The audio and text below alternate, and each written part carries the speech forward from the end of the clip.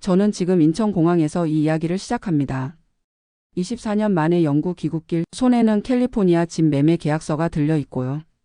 5억 원의 차익이 적힌 이종이 한 장이 제가 아메리칸 드림을 포기하고 돌아온 이유를 말해주진 않죠. 제 이름은 박정수, 올해 61살입니다. 1999년 37살의 나이에 가족과 함께 미국 땅을 밟았고 2023년까지 캘리포니아 어바인에서 살았어요. IT 엔지니어로 일하며 그럭저럭 중산층 생활을 했고 2019년에 65만 달러에 산 집이 작년에 117만 달러가 되어서 팔았습니다. 한국 돈으로 약 5억 원의 차익이었죠. 누가 봐도 성공한 이민자 아닙니까? 그런데 왜 저는 그 돈을 들고 한국으로 돌아왔을까요? 오늘 제 이야기를 들려드리려고 합니다. 1999년 5월 15일 인천공항에서 LAX로 향하는 비행기에 올랐을 때 저는 가슴이 터질 것 같았어요. 아내 미영이와 당시 10살이던 딸 지혜, 7살이던 아들 준호를 데리고 떠나는 길이었거든요. 한국에서는 중견기업 전산팀장으로 일했지만 IMF 외환위기를 겪으며 회사가 구조조정에 들어갔고 언제 잘릴지 모르는 불안한 상황이었어요. 그때 대학 동기가 미국에서 IT 회사를 차렸다며 저를 불렀고 H에서 일비 비자 스폰서를 해주겠다고 했습니다. 정수야, 미국 와봐. 여기는 능력만 있으면 얼마든지 성공할 수 있어. 아이들 교육도 한국보다 훨씬 자유롭고 좋아. 동기의 말에 혹해서 결정했죠. 사실 그때는 젊은 패기도 있었고 영어도 어느 정도 할 수 있다고 생각했거든요. LAX에 도착했을 때의 그 막막함을 지금도 잊을 수가 없어요. 공항에서 나오는데 캘리포니아의 뜨거운 햇살이 내리쬐고 야자수가 늘어선 풍경을 보며 정말 미국에 왔구나 싶었지만 동시에 내가 여기서 살 수 있을까? 하는 두려움이 밀려왔어요. 처음 1년은 정말 힘들었습니다. 토렌스에 있는 2베드룸 아파트를 월 1,500달러에 렌트해서 살았는데 그 돈만 해도 당시 한국 돈으로 월 180만 원이었어요. 한국에서 받던 월급과 비슷한 돈이 집세로만 나가는 거죠. 아이들은 학교 적응이 힘들어했고 특히 지혜는 처음 3개월 동안 거의 매일 울었어요. 아빠 한국 가고 싶어요. 친구들이 뭐라고 하는지 모르겠어요. 영어를 못해서 반 아이들과 어울리지 못하고 점심시간에 혼자 앉아있는 딸을 보면서 제가 이 아이를 괜히 고생시키는 건 아닌가 싶었어요. 저 역시 회사에서 적응하기가 쉽지 않았습니다. 기술적인 부분은 문제 없었지만 미팅에서 농담이 오갈 때 혼자만 이해 못하고 어색하게 웃고 있거나 점심시간에 동료들끼리 스포츠 얘기할 때 끼지 못하고 혼자 먹거나 그런 소외감이 생각보다 컸어요. Hey Park, what do you think about the Lakers gram aim last 니그램 HT? I don't watch basketball much. Really? You should start man. It's like 랠리그램 아이언 히 LA. 그런 대화 속에서 저는 항상 바깥 사람이었어요. 하지만 시간이 지나면서 조금씩 적응했습니다. 1년쯤 지나니까 아이들도 영어에 익숙해졌고 특히 준호는 워낙 활발해서 친구들을 금세 사귀었어요. 지혜도 ESL 선생님이 정말 잘 도와주셔서 2년차부터는 학급에서 인기가 많아졌죠. 저도 회사에서 인정받기 시작했어요. 한국에서 쌓은 경험이 도움이 되었고 특히 데이터베이스 설계 쪽에서는 제가 제일 잘한다고 동료들이 인정해줬어요. 2003년에는 시니어 엔지니어로 승진했고 연봉도 8만 달러까지 올랐습니다. 그 무렵 영주권도 나왔어요. H에서 일비로 5년을 버티다가 드디어 그린카드를 받았을 때 정말 가슴이 벅찼어요. 이제 미국에서 안정적으로 살 수 있다는 생각에 말이죠. 2005년 저희는 토렌스에서 어바인으로 이사했습니다. 아이들 교육 때문이었어요. 어바인은 학군이 좋기로 유명한 곳이거든요. 3베드룸 타운하우스를 52만 달러에 샀는데 당시로서는 큰 결심이었어요. 다운페이먼트로 10만 달러를 내고 30년 모기지를 6.2% 이자로 받았습니다. 월 모기지 페이먼트가 2,500달러 정도였는데 렌트비와 비슷한 수준이라 내 집을 갖는다는 기쁨이 컸어요. 여보, 드디어 우리도 집주인이 되었네요. 그러게요. 이제 정말 미국에 정착한 기분이에요. 미영이와 그렇게 말하며 기뻐했던 기억이 나네요. 어바인에서의 생활은 정말 좋았어요. 집 뒤편에 작은 야드가 있어서 토마토랑 상추를 키웠고 주말마다 뉴포트 비치에 가서 산책도 했어요. 아이들은 좋은 학교에 다니면서 꿈을 키워갔고 저도 회사에서 점점 중요한 역할을 맡게 되었습니다. 지혜는 UC 어바인에서 컴퓨터 사이언스를 전공했고 준호는 USC에서 비즈니스를 공부했어요. 둘 다 졸업 후 좋은 직장에 취직했고 각자 연애도 하고 결혼도 했습니다. 2015년쯤에는 제가 시니어 매니저가 되어서 연봉이 12만 달러까지 올랐고 집값도 조금씩 오르고 있었어요. 52만 달러에 산 집이 70만 달러 정도 되었으니 10년 만에 18만 달러 정도 올랐죠. 아메리칸 드림이 이런 건가? 그런 생각을 하며 살았어요. 하지만 변화는 2020년부터 시작되었습니다. 코로나19 팬데믹이 모든 걸 바꿔놓았어요. 처음에는 집에서 재택근무를 하게 되어서 오히려 좋다고 생각했어요. 출퇴근 스트레스도 없고 아침에 여유롭게 커피 마시며 일할 수 있었거든요. 그런데 몇 달 지나면서 이상한 일이 벌어지기 시작했어요. 집값이 말도 안 되게 오르기 시작한 거예요. 2020년 초에 70만 달러 정도였던 저희 집이 2021년 여름에는 95만 달러, 2022년에는 110만 달러까지 올랐어요. 2년 만에 40만 달러가 오른 거죠. 처음에는 기뻤어요.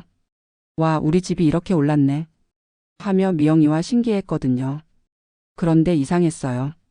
집값이 오른 만큼 제 연봉이 오른 것도 아니고 오히려 팬데믹으로 회사 사정이 어려워져서 보너스도 삭감됐는데 집값만 계속 치솟았어요. 동네 부동산 에이전트 김 씨가 찾아와서 말했어요. 박 매니저님 지금 팔면 대박이에요. 110만 달러는 확실히 받을 수 있어요. 차익만 58만 달러예요.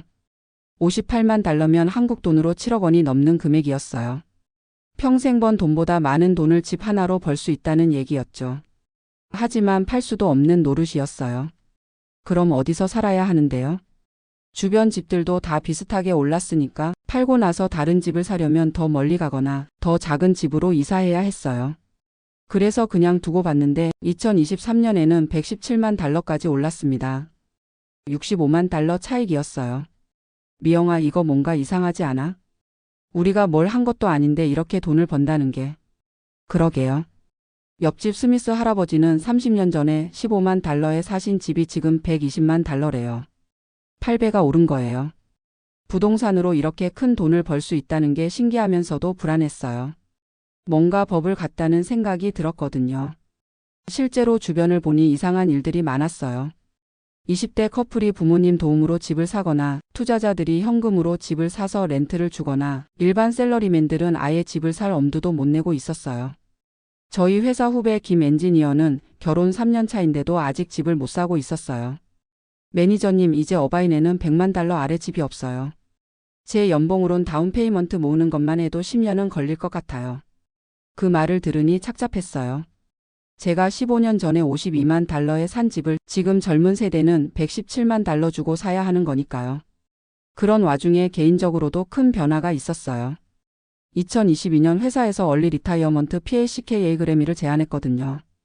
62세가 되는 저에게 괜찮은 조건으로 퇴직을 권유한 거였어요. 사실 전부터 체력이 예전 같지 않다고 느끼고 있었어요. 새벽에 일어나서 출근 준비하고 하루 종일 컴퓨터 앞에 앉아 일하고 저녁에 집에 와서 저녁 먹고 TV 보다 자고 그런 반복이 점점 힘들어졌거든요. 미영이도 부담스러워했어요. 당신 요새 표정이 안 좋아요.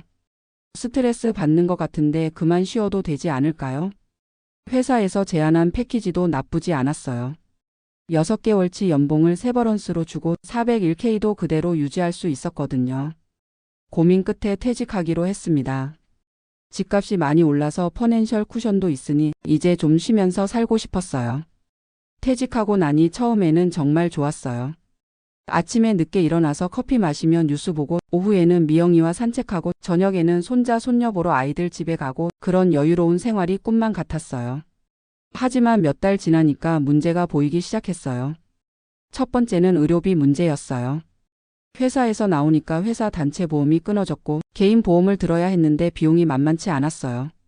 저희 부부 둘이 월 1,200달러씩 내야 했어요. 한국 돈으로 월 150만 원이 넘는 금액이었죠. 그것도 디덕터벌이 연 5,000달러씩이라 실제로 병원비가 나가려면 부부가 합쳐서 연 1만 달러는 먼저 내야 했어요. 이게 말이 돼요? 보험료로 월 150만 원 내고 병원 가면 또 따로 돈 내야 하고. 미영이가 한숨 쉬며 말했어요. 그러던 중에 미영이가 유방에 멍울이 만져진다고 해서 1000mm 5g RAPHY를 받으러 갔는데 추가 검사가 필요하다며 MRI를 찍자고 하더라고요.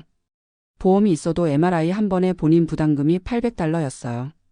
다행히 양성 종양이었지만 3개월마다 팔로에서 업을 해야 한다고 해서 1년에 검사비만 $3,000 정도 나갔어요. 한국에 있는 제 형이 전화해서 말하더라고요. 정수야, 한국에서는 MRI 찍는 게 10만 원도 안 돼. 건강보험 적용되면 3만 원 정도야. 너희들 거기서 엄청 비싸게 내고 있는 거 아니야? 그 말을 듣고 정말 충격받았어요. 미국에서 $800 내고 찍는 MRI를 한국에서는 3만 원에 찍을 수 있다니. 두 번째 문제는 외로움이었어요. 일할 때는 몰랐는데 퇴직하고 나니까 하루 종일 집에만 있게 되더라고요. 미영이도 파트에서 타임으로 한인마켓에서 일하고 있었는데 오전 10시부터 오후 3시까지였거든요. 그럼 저는 혼자 집에서 뭘 하고 있어야 하는 거예요. TV 보고 유튜브 보고 신문 읽고 그런 식으로 시간을 보내다 보니 점점 무기력해졌어요. 아이들은 각자 바쁘게 살고 있었고 지혜는 샌프란시스코에서 테크 회사에 다니느라 바빴고 준호는 LA에 살고 있지만 출장이 많아서 자주 못 봤어요. 손자 손녀들도 귀엽긴 한데 주말에 잠깐 보는 게 전부였어요. 평일에는 할 일이 없으니까 그냥 시간만 흘러갔죠. 미영아, 우리 뭐 하려고 살고 있는 거야? 글쎄요. 저도 요새 그런 생각 들어요. 그런 대화를 자주 나누게 되었어요. 세 번째는 커뮤니티 문제였어요. 어바인에 한인들이 많긴 하지만 대부분 젊은 가족들이었어요. 저희 같은 60대는 별로 없었죠. 한인교회에 나가봤는데 거기도 40에서 50대 중심이었고 저희 같은 은퇴자들을 위한 프로그램은 별로 없었어요. 미국 로컬 시니어 센터도 가봤는데 언어 장벽 때문에 깊이 있는 대화를 나누기가 어려웠어요. 체스나 카드 게임 정도는 할 수 있었지만 그게 전부였죠. 박씨, 오늘 체스 한 게임 할까요? 네, 좋습니다. 그런 식의 슈퍼피셜한 관계였어요. 속 깊은 얘기를 나눌 수 있는 친구를 만들기가 어려웠어요. 반면 한국에 있는 친구들은 어떨까 싶어서 가끔 카톡으로 연락해 보니까 다들 은퇴 후에 등산 모임도 하고 고향 친구들과 정기 모임도 하고 손주들도 자주 봐주면서 보람 있게 지내고 있더라고요. 정수야, 너는 언제 한국에 놀러와? 우리 등산 모임에 와서 같이 산도 타고 그래. 고등학교 동창 철수가 그렇게 말하는데 갑자기 그리워지더라고요. 네 번째는 집값 버블에 대한 불안감이었어요. $117만 올랐던 집값이 2023년 하반기부터 조금씩 떨어지기 시작했어요. 금리가 올라가면서 집 사는 사람들이 줄어들었고 모트그램 어그레미 레이트가 7%를 넘어가니까 젊은 세대들은 아예 집 구매를 포기하는 분위기였어요. 부동산 에이전트가 말하더라고요. 박 매니저님, 지금이 팔 타이밍일 것 같아요. 내년에는 더 떨어질 수도 있어요. 실제로 동네에서 포세일 사인이 붙은 집들이 몇 달씩 안 팔리는 경우가 많아졌어요. 저희 앞집도 $115만 내놨는데 6개월째 안 팔리고 있었거든요. 이거 버블 아니야? 언젠가는 터지는 거 아니야? 그런 불안감이 계속 들었어요. 게다가 캘리포니아 자체의 문제도 있었어요. 세금이 너무 높은 거예요. 스테이트 인컴 텍스만 해도 최고 세율이 13%가 넘었고 프라퍼티 텍스도 계속 올라서 연 $15,000 정도 내고 있었어요. 세일즈 텍스도 10%가 넘으니까 마트에서 장 보거나 외식할 때마다 세금이 이렇게 높나? 싶었어요. 그리고 홈러스 문제도 심각해졌어요. LA 다운타운은 아예 못 가겠고 어바인도 예전보다 홈러스들이 늘어나서 저녁에 산책하기가 불안해졌어요. 여보, 우리 이런 곳에서 늙어가는 게 맞을까요? 미영이의 그 말이 제 마음을 흔들었어요. 그러던 2023년 여름 한국에 있는 어머니가 갑자기 쓰러지셨어요. 88세이신 어머니가 뇌경색으로 병원에 입원하신 거였어요. 형이 급히 연락했어요. 정수야, 어머니가 위험해. 빨리 와봐. 25년 만에 한국에 돌아갔습니다. 인천공항에 내렸을 때의 그 감정을 어떻게 설명해야 할까요? 공항 자체가 너무 깨끗하고 현대적이어서 놀랐고 지하철을 타고 서울로 들어가는데 모든 게 너무 발전해 있어서 신기했어요. 어머니는 다행히 큰 수술 없이 회복하셨지만 3주 정도 한국에 머물면서 정말 많은 걸 느꼈어요. 첫째로 의료 시스템이 너무 편리했어요. 어머니 병원비가 한 달에 100만 원 정도 나왔는데 건강보험 적용되고 나니까 본인 부담금이 20만 원도 안 됐어요. 미국 같았으면 수십만 달러 나왔을 거예요. 그것도 보험 있어도 본인 부담금이 최소 몇만 달러는 됐을 거고요. 아, 이래서 사람들이 한국 의료 시스템 좋다고 하는구나. 둘째로는 교통이 너무 편했어요. 지하철이나 버스가 정말 잘 되어 있어서 차 없이도 어디든 갈 수 있었어요. 미국에서는 차 없으면 정말 아무것도 못하거든요. 마트 가려면 차, 병원 가려면 차, 친구 만나려면 차. 나이 들어서 운전하기 힘들어지면 어떻게 살아야 하나 싶었는데 한국은 대중교통이 너무 잘 되어 있더라고요. 셋째로는 사람들과의 관계였어요. 형이랑 친구들을 만나서 얘기하는데 정말 편했어요. 언어 장벽이 없으니까 속 깊은 얘기를 마음껏 할 수 있었고 같은 세대라 공통 관심사도 많았어요. 정수야, 너 진짜 미국 사람 다 됐네. 말투가 달라졌어. 그런 농담을 주고받으면서 내가 그리웠던 게 이런 거구나 싶었어요. 형과 함께 어머니 병원에 가면서 얘기했어요. 형, 솔직히 말해서 미국 생활이 쉽지 않아요. 특히 나이 들고 나니까 더 그래요. 그럴 것 같더라. 젊을 때는 몰라도 나이 들어서 외국 생활하기 쉽지 않을 거야. 한국이 이렇게 살기 좋아진 줄 몰랐어요. 의료비도 저렴하고 교통도 편하고 사람들도 친절하고. 그럼 한국에 들어와서 살지 그래? 어차피 아이들도 다 컸잖아. 형의 그 말이 제 마음 깊숙이 박혔어요. 한국에서 3주를 보내고 미국으로 돌아왔는데 어바인 집이 너무 조용하고 썰렁하게 느껴졌어요. 넓은 집에 저희 부부만 덩그러니 있으니까 왠지 모르게 허전했어요. 미영이도 비슷하게 느꼈나 봐요. 당신 한국 다녀와서 기분이 어때요? 글쎄, 뭔가 생각이 많아져요. 한국이 생각보다 많이 좋아진 것 같아요. 저도 그래요. 한국에 있을 때 왜 그렇게 편했을까요? 언어도 그렇고 사람들도 그렇고 병원도 그렇고. 그때부터 저희는 진지하게 여기민을 고민하기 시작했어요. 하지만 쉬운 결정은 아니었어요. 24년 동안 쌓아온 모든 것을 정리해야 하는 거니까요. 가장 큰 고민은 아이들이었어요. 지혜와 준호 모두 미국에서 좋은 직장을 다니고 있었고 손자, 손녀들도 모두 미국에서 태어났거든요. 아빠, 엄마가 한국에 가시면 손주들 키우는 거 도와드릴 수 없잖아요. 지혜가 그렇게 말하니까 마음이 아팠어요. 특히 지혜는 둘째를 가졌는데 첫째 때 저희가 많이 도와줬거든요. 걱정 마. 필요하면 언제든 미국에 와서 도와줄 거야. 아니면 너희가 한국에 놀러 와도 되고. 그렇게 말은 했지만 실제로는 쉽지 않을 거라는 걸 알고 있었어요. 준호는 조금 다른 반응이었어요. 아버지, 한국에서 살고 싶으시면 가셔도 돼요. 대신 이 집은 팔지 마세요. 나중에 다시 미국에 오고 싶을 수도 있잖아요. 일리 있는 말이었어요. 하지만 집을 안 팔고 한국에 가면 프로퍼티 텍스와 maintenance 비용이 계속 나가고 한국에서는 또 다른 집을 구해야 하니까 경제적으로 부담이 될 것 같았어요. 고민 끝에 저희는 결정했습니다. 집을 팔고 한국으로 영구 귀국하기로요. 2023년 10월 부동산에 집을 내놨어요. 어스킨 그램 프라이스는 115만 달러였는데 한 달 만에 110만 달러에 팔렸어요. 52만 달러에 사서 110만 달러에 팔았으니 순수 차익이 58만 달러, 한국 돈으로 약 7억 5천만 원이었어요. 하지만 거기서 여러 비용을 빼면 실제 손에 들어온 돈은 좀 줄어들었어요. 리얼터 코밀리미터 ISSION 6%에 6만 6천 달러, 에스크로와 기타 비용에 1만 5천 달러, 캐퍼털 그램 AIN 텍스에 약 8만 달러, 그래서 실제로는 42만 달러 정도가 남았어요. 한국 돈으로 약 5억 5천만 원 정도였죠. 25년 만에 5억을 벌었네요.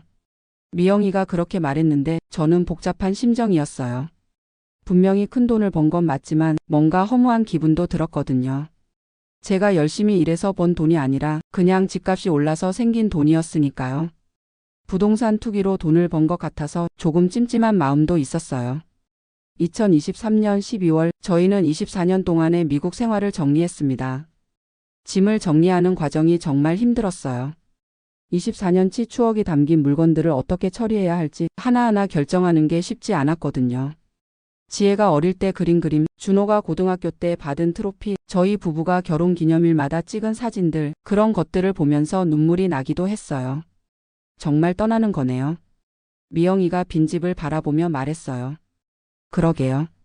24년이라는 시간이 정말 길었는데 이렇게 정리하고 보니까 순식간이었던 것 같아요. 2024년 1월 15일 저희는 인천공항에 도착했습니다. 24년 전에 떠날 때와는 정반대 상황이었어요. 그때는 희망과 기대를 안고 미국으로 떠났는데 이번에는 약간의 불안과 함께 한국으로 돌아온 거죠. 하지만 공항에서 나오는 순간 집에 왔구나 하는 느낌이 들었어요. 한국에서의 새로운 생활이 시작되었습니다. 처음에는 임시로 형 집 근처 월세방에서 살면서 서울 어디에 정착할지 알아봤어요. 미국에서 가져온 5억 원이 있으니까 서울에서도 괜찮은 아파트를 살 수 있었어요. 강남은 부담스러웠지만 노원구나 은평구 정도는 충분히 살만했거든요. 3개월 정도 알아본 끝에 노원구에 있는 84제곱미터 아파트를 4억 2천만 원에 샀어요. 미국 돈으로 32만 달러 정도였으니까 어바인에서 살던 집의 13 가격이었죠. 하지만 면적은 비슷했어요. 3베드룸이었고 거실도 넓고 베란다에서 공원도 보이고 살기에 충분했어요. 그리고 남은 1억 원 정도는 예금에 두고 당분간 생활비로 쓰기로 했어요. 한국에서의 생활은 처음부터 만족스러웠어요. 첫째, 의료비가 정말 저렴했어요. 저는 당뇨가 있어서 3개월마다 병원에 가야 하는데 미국에서는 한 번 갈 때마다 500달러 정도 들었거든요. 한국에서는 건강보험 적용되니까 2만 원 정도밖에 안 들어요. 약값도 비교할 수 없을 정도로 저렴했어요. 미국에서 월 200달러 내던 당뇨약이 한국에서는 월 3만 원이에요. 미영이 유방검진도 그래요. 미국에서는 MRI 한 번에 800달러였는데 한국에서는 보험 적용되니까 5만 원이에요. 여보, 의료비만으로도 한국은 보람이 있는 것 같아요. 미영이도 그렇게 말했어요. 둘째, 교통이 너무 편해요. 저희 집에서 지하철역까지 5분이고 지하철로 어디든 갈 수 있어요. 명동 가려면 30분, 강남 가려면 40분, 차 없이도 전혀 불편하지 않아요. 미국에서는 차가 없으면 아무것도 못했는데 한국은 대중교통이 너무 잘 되어 있어서 오히려 차가 없는 게 편해요. 주차비도 안 내도 되고 기름값도 안 들고 보험료도 안 내도 되고. 셋째, 사람들과의 관계가 훨씬 풍부해졌어요. 노원구 복지관에서 하는 시니어 프로그램에 참여하는데 등산 동호회, 바둑 동호회, 독서 동호회 등등 정말 다양해요. 특히 등산 동호회는 정말 재밌어요. 매주 토요일마다 경기도 근교 산에 가는데 같은 연령대 사람들과 산을 오르면서 옛날 얘기도 하고 요즘 얘기도 하고 정말 즐거워요. 박 씨, 미국에서 사시다가 오니까 어때요? 생각보다 훨씬 좋아요. 특히 이렇게 친구들과 어울릴 수 있어서 좋고요. 그럴 거예요. 외국에서는 아무래도 외로웠을 거 아니에요. 그런 대화를 나누면서 아, 이런 게 내가 그리워했던 거구나 싶어요. 넷째, 문화생활이 풍부해요. 공연도 많고 전시회도 많고 대부분 가격도 저렴해요. 미영이와 함께 국립극장에서 오페라도 보고 예술의 전당에서 콘서트도 보고 박물관이나 미술관도 자주 가요. 미국에서는 그런 문화생활 하기가 쉽지 않았거든요. 일단 가격도 비싸고 한국어 공연은 거의 없었으니까요. 다섯째, 음식이 정말 좋아요. 집 근처에 맛있는 식당들이 많아서 요리하기 싫을 때는 밖에서 먹어도 부담 없어요. 미국에서는 한식당 가려면 차로 30분 가야 했는데 한국에서는 집 앞에 맛있는 한식당이 즐비해요. 냉면 한 그릇이 8,000원, 갈비탕이 12,000원, 미국에서는 상상도 못할 가격이에요. 하지만 한국 생활이 모든 면에서 완벽한 것은 아니에요. 아쉬운 점도 있거든요. 첫째는 역시 아이들과 손주들이에요. 화상통화로 자주 얘기하긴 하지만 직접 만나지 못하는 게 아쉬워요. 특히 손주들이 커가는 모습을 옆에서 못 본다는 게 할아버지로서는 정말 서운해요. 작년 여름에 지혜 가족이 한국에 놀러 왔는데 2주 동안 정말 행복했어요. 손주들이 한국 음식도 좋아하고 경복궁이나 롯데월드 같은 곳도 신기해하고 할아버지 할머니와 시간 보내는 것도 즐거워했어요. 하지만 떠날 때는 정말 아쉬웠어요. 다음에 언제 볼 수 있을지 모르니까요. 둘째는 겨울 날씨예요. 캘리포니아에서는 겨울에도 따뜻했는데 서울 겨울은 정말 춥더라고요. 특히 미세먼지까지 심하면 외출하기가 꺼려져요. 여보, 겨울만 아니면 한국이 정말 좋을 텐데. 미영이도 그렇게 말해요. 셋째는 아직도 적응이 안 되는 부분들이에요. 24년 동안 미국에서 살다 보니 한국의 변화된 모습에 적응하기가 쉽지 않아요. 예를 들어 모든 게 디지털화되어 있어서 키오스크로 주문해야 하거나 QR코드로 메뉴를 봐야 하거나 그런 것들이 처음에는 어려웠어요. 또 젊은 사람들의 말투나 문화도 많이 달라져서 때로는 세대 차이를 느끼기도 해요. 하지만 그런 아쉬운 점들을 감안하더라도 전체적으로는 한국에 온 게 잘한 선택이었다고 생각해요. 특히 건강 면에서는 확실히 좋아졌어요. 의료비 부담이 없으니까 마음 편하게 병원 갈 수 있고 등산이나 운동도 더 많이 하게 되었고 스트레스도 많이 줄었어요. 경제적으로도 나쁘지 않아요. 집을 현금으로 샀으니까 월세나 모기지 부담이 없고 생활비도 미국보다 훨씬 적게 들어요. 미국에서는 은퇴 후에도 월 4,000달러 정도는 써야 했는데 한국에서는 월 200만 원이면 충분히 살 수 있어요. 그리고 사회보장제도도 좋아요. 65세가 되니까 기초연금도 받게 되었고 나중에 더 나이 들면 장기요양보험도 있으니까 노후가 불안하지 않아요. 미국에서는 나이 들어서 NURSIN 그램 홈에 들어가려면 월 8,000달러 이상 들었는데 한국은 장기요양보험으로 대부분 해결되니까요. 요즘 제가 자주 하는 생각은 아메리칸 드림이 뭘까 하는 거예요.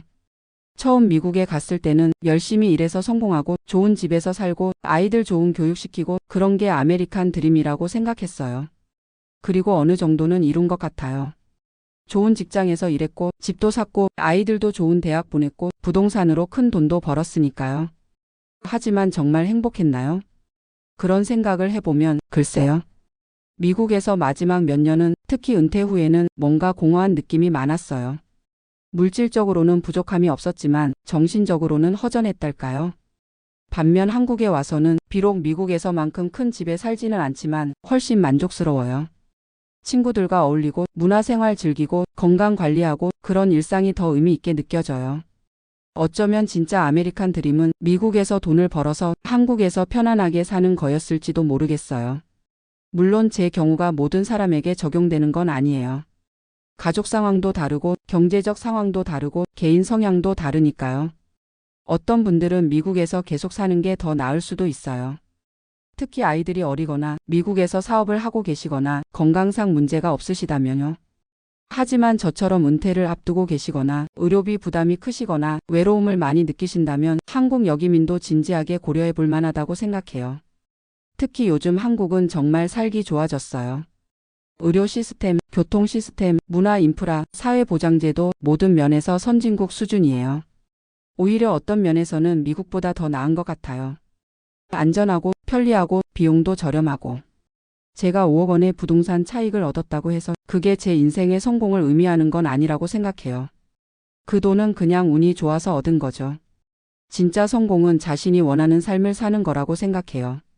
제게는 지금 한국에서의 삶이 미국에서보다 훨씬 만족스럽고 행복해요. 아침에 일어나서 복지관에 가서 친구들과 바둑 두고 점심에는 집 근처 식당에서 된장찌개 먹고 오후에는 미영이와 함께 한강공원 산책하고 저녁에는 딸 아들과 화상통화하고 주말에는 등산 가고 이런 일상이 저에게는 진짜 행복이에요. 캘리포니아 집값이 올라서 5억을 벌었지만 그것보다 더 소중한 걸 찾은 것 같아요. 바로 내가 원하는 삶, 내게 맞는 삶을 찾은 거죠. 지금 이 순간 인천공항 출입국 대기실에서 이 이야기를 마무리하면서 제 선택이 옳았다는 확신이 들어요. 24년 전에는 희망을 안고 미국으로 떠났고 지금은 만족을 안고 한국으로 돌아왔어요. 아메리칸 드림의 끝이 반드시 미국에 있는 건 아니더라고요. 때로는 고향으로 돌아오는 것이 진짜 꿈을 이루는 길일 수도 있어요. 여러분도 자신만의 행복을 찾으시길 바라며 제 이야기를 마칩니다. 감사합니다.